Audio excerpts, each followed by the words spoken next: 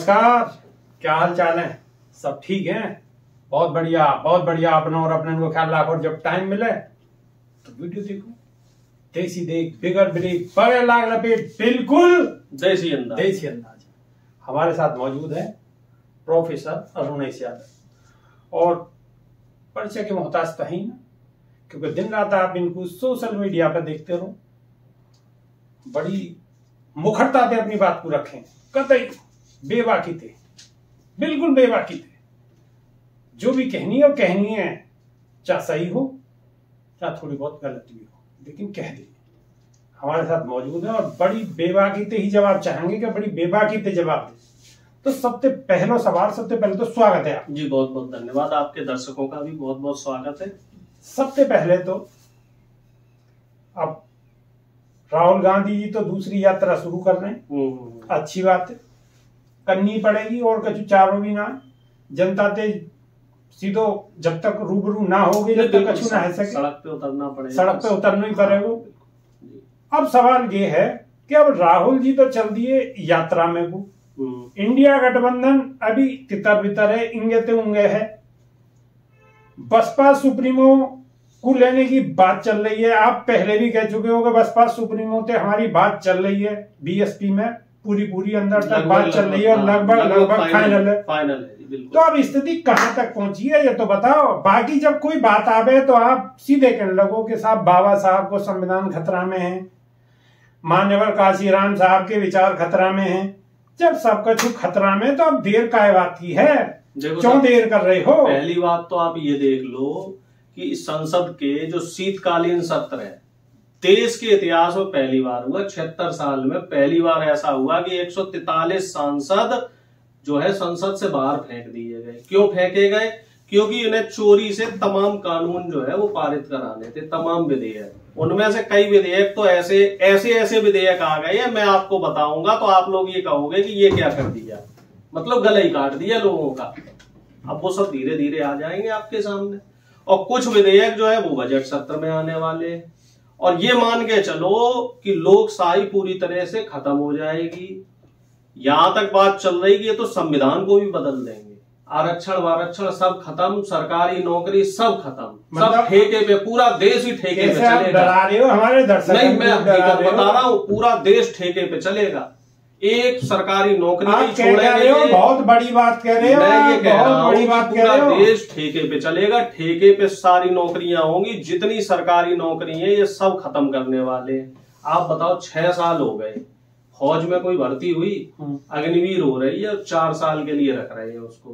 Police में कोई भर्ती हुई, यूपी पुलिस की अब निकाली है योगी जी ने, और उसमें भी जो जनरल के अभ्यर्थी हैं उनको एज में रिलैक्सेशन नहीं दिया, बड़ी मुश्किल में आए तौबा करके दिया।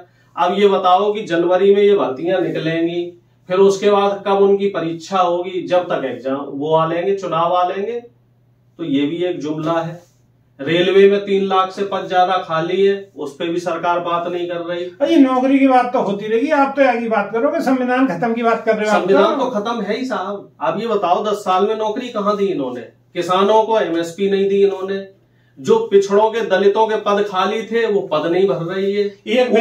ऊपर से ईडब्ल्यूएस पे इन्होंने अलग जो है ईडब्ल्यूएस वालों को प्रिविलेज दे दिया। एक बयान में तो आप यूं कह रहे हैं कि सब वो किसानों को जो 3 कृषि कानून वो भी बजट सत्र में आ रहे। अडानी के और अंबानी के बड़े बड़े जो वेयर हाउस खड़े थे, जो 2 साल से जिन पे काम नहीं चल रहा था, काम फिर से शुरू हो गया। अडानी के शेयर देखो बिल्कुल ऊपर जा रहे हैं, भाग रहे हैं 100 की स्पीड पे। तो बिजनेस बढ़िया चल रहा है। बिजनेस बढ़िया नहीं चल रहा। उधर देखो झारखंड, छत्तीसगढ़ में सारे के सारे जो जंगल है वो सब अडानी को दे दिए। मणिपुर में जितने भी मिनरल्स थे, जितने भी जो खदानें थी, मणिपुर में जो हिंसा करवाई गई है वो भी एक प्री प्लान थी, क्योंकि अडानी का जो नुकसान हुआ था उसकी भी भरपाई होनी थी। हालांकि दर्शकों को हो सकता है मेरी बात अटपटी लगे, लेकिन बात में सच्चाई है। छत्तीसगढ़ में आप देखो डेली फोटो आ रहे हैं। टिकैत साहब ने खुद, मेरी बात पे भरोसा नहीं, टिकैत साहब ने खुद वीडियो बना के बोला कि छत्तीसगढ़ में जो जंगल काटे जा रहे हैं वो सरासर जो हमारे दलित और आदिवासी हैं इनकी जमीनें छीनी जा रही है। वो जमीनें किसे दी जा रही है? अडानी को। तो अडानी जी का मोदी जी से क्या रिश्ता है भैया? अडानी जी को सारी बातें क्यों कह रहे हैं? बताओ, विपक्ष कहां सो रहा है? नहीं, विपक्ष तो अब आ गया ना सड़क पे, विपक्ष अब आ गया सड़क पे। अब जब यात्रा हमारी शुरू हो रही, इंडिया गठबंधन फाइनल उस पे आ गया, तो अब ये कहीं स्वामी प्रसाद मौर्य के बयान को बीच में ले आते हैं, कहीं ये कुछ करने लग जाते हैं, कहीं ये कुछ करने लग जाते हैं, कहीं कह देते हैं वही झटका वाला मांस खाओ। स्वामी प्रसाद मौर्य अब ऐसे में क्या जरूरत पड़ रही साहब उन्हें? स्वामी नहीं, हमें ये बताओ, स्वामी प्रसाद वो भी आपके गठबंधन के हिस्सा है? ये बताओ जी, वो तो हमारे गठबंधन के हिस्सा है, हालांकि वो हमारी पार्टी के नहीं, लेकिन फिर भी वो पिछड़े समाज के नेता, दलित समाज, पिछड़े समाज, बहुजन समाज के नेता है। एक बात बता दो जी कि उन्होंने कौन सा गलत बयान दिया? हिंदू धर्म में पहले, सनातन धर्म में कहीं ना कहीं विसंगतियां तो थी, अमीर गरीब ऊंच नीच का लेके कुछ तो भेदभाव था। अब यही बात, और इससे ज्यादा खतरनाक बात तो संजय निषाद ने कही। हम मेरी बात पूरी हो जान दो भाई साहब। देखो, संजय निषाद जो इनकी पार्टी से जुड़े हुए हैं, यूपी में मंत्री है, वो उन्होंने भगवान राम को गाली दी। ओम प्रकाश राजभर जो इनकी पार्टी में है, वो भगवान राम को गाली दे रहे हैं, और दोनों पिछड़ों के नेता हैं। बीजेपी इनके लिए क्यों नहीं बोलती? क्योंकि मेन बात ये है कि इनमें ये आ जाता है कि मेरा नेता और तेरा नेता, मेरा नेता कुछ भी करे तो उस पर कुछ नहीं बोले। बृजभूषण शरण सिंह छोटी छोटी बच्चियों का बलात्कार कर रहा, नाबालिग बच्चियों का, जो पहलवान बच्ची, भैया मोदी जी ने उस पर कुछ बोला? इस पे तो आप बोल रहे हो। इन्होंने कहा कि साहब हिंदू धर्म में जो है विसंगतियां हैं, तो इस पे बोल रहे हो। उदयनिधि जो डीएमके के हैं, स्टालिन साहब के बेटे हैं, उन्होंने कहा कि सनातन जो है वो बीमारी है, तो उस पे भी आप बोल रहे हो कि सनातन को बीमारी कैसे बता दिया? भाई, जो पुराने रीति रिवाज चल रहे हैं वो कहीं ना कहीं गलत तो है। आप ये बताओ, 100 साल पहले जो ये विधवा विवाह होता था, बाल विवाह होता था, शूद्रों को पढ़ने का अधिकार नहीं था, शूद्र की स्त्रियों को जो है तन ढकने का अधिकार नहीं था, वो अगर तन ढकती थी तो उन्हें टैक्स देना पड़ता था। तो ये कहीं ना कहीं गलतियां तो थी ना। तो उन बात को अगर कोई पिछड़ों का नेता, दलितों का नेता अगर कह देता है तो उसमें क्या गलती है? भाई, जो हमने हमारे समाज में जो गलत थी, जो गलतियां थी, तो उन गलतियों को कहने में क्या बुराई है? और वो तो ये संविधान आ गया है साहब, सबको बराबरी का अधिकार मिल गया, सब चारपाई पे बैठ रहे, सब वोट डाल रहे, सब कुर्सी पे बैठ रहे। आप जो कह रहे हो बिल्कुल ठीक है, मान लेते हैं कि आप जो कह रहे हो वो सही कह रहे हो, लेकिन एक नहीं मानना क्या सर, ये बताइए इसमें क्या गलत है? आप बताइए क्या साहब। एक बात बताइए कि इस दौरान में बीजेपी लग रही है रामलला के मंदिर का उद्घाटन होना है। नहीं, रामलला का जो मंदिर है उसमें बीजेपी की कोई मोनोपोली है। और दूसरी बात हमें ये बताइए कि रामलला का उद्घाटन प्रधानमंत्री जी किस हैसियत से करेंगे? ये योगी जी किस हैसियत से करेंगे? धार्मिक किसी भी मंदिर का जो उद्घाटन है या उसका जो ठेका है, वो कोई राजनीतिक पार्टी कैसे ले सकती है?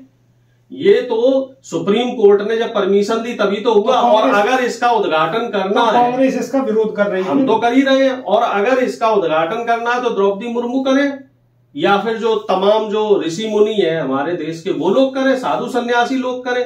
भाई, जो व्यक्ति, हालांकि मैं किसी पे व्यक्तिगत कमेंट नहीं करना चाहता, योगी जी उनकी शादी नहीं हुई, मोदी जी वो अपनी धर्मपत्नी के साथ नहीं रह रहे, तो क्या ये दोनों लोग जो ये मंदिर का उद्घाटन करने के योग्य हैं? आप बताइए, आप बताइए। प्रधानमंत्री हैं वो तो। नहीं, प्रधानमंत्री तो है, लेकिन क्या प्रधानमंत्री का पद देश में सर्वोच्च पद होता है? द्रौपदी मुर्मू जी को आना चाहिए, वो राष्ट्राध्यक्ष है हमारे देश की। और प्रधानमंत्री जी आए, स्वागत है, सपत्नी का आए, पत्नी के साथ आए, स्वागत है उनका। अब खुद तो पत्नी को लेके नहीं आ रहे। और मर्यादा पुरुषोत्तम राम, जिन्होंने आजीवन एक आम आदमी की तरह जिंदगी जी, अपनी पत्नी को वो चाहते तो रावण से वैसे भी ले आते बलपूर्वक, लेकिन वो बिल्कुल जो एक तरीका था उसके तहत वो अपनी पत्नी को लेके आए, युद्ध किया। तो उसका उद्घाटन आप कर रहे हो और वो फोटो कैसा चला रहे हो कि साहब मोदी जी राम को लेके आए। मोदी जी महामानव हो गए, मोदी जी भगवान राम से भी बड़े हो गए। इस तरीके का जो महिमा मंडन बीजेपी के लोग कर रहे हैं वो सरासर गलत है। वो हमारे धर्म का अपमान है, वो हमारी जो परंपरा है उसका अपमान है। कोई व्यक्ति भगवान से बड़ा कैसे हो सकता? राहुल गांधी जा रहे हैं या न जा रहे? बिल्कुल जाएंगे, लेकिन कोई ऐसा मोनोपोली नहीं है कि साहब जब मोदी जी बुलाएंगे तभी जाएंगे। हम अपने हिसाब से जाएंगे, पहले भी जा सकते हैं, बाद में भी जा सकते हैं, आगे पीछे जाएंगे, उस दिन भी जा सकते हैं। कोई ऐसा थोड़ी है कि वहां वही उनका बीजेपी का कार्यालय है क्या राम मंदिर में, कि हमें एंट्री नहीं मिलेगी तो साहब हम जाएंगे नहीं। भगवान का दरबार है, वहां तो कोई भी जा सकता है, आप भी जा सकते हैं, हम भी जा सकते हैं और कभी भी जा सकते हैं।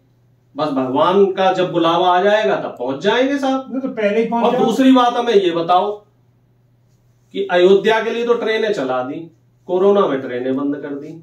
इस बात पे भी सरकार से सवाल होना चाहिए, नहीं होना चाहिए, कि कोरोना के टाइम पे जब प्रवासी भारतीय पूरा यूपी बिहार आना चाह रहा था तब तो साहब ट्रेनें नहीं चली, अब अयोध्या के लिए ट्रेनें चला दी आपने। तो ये किस तरह का काम बीजेपी कर रही है?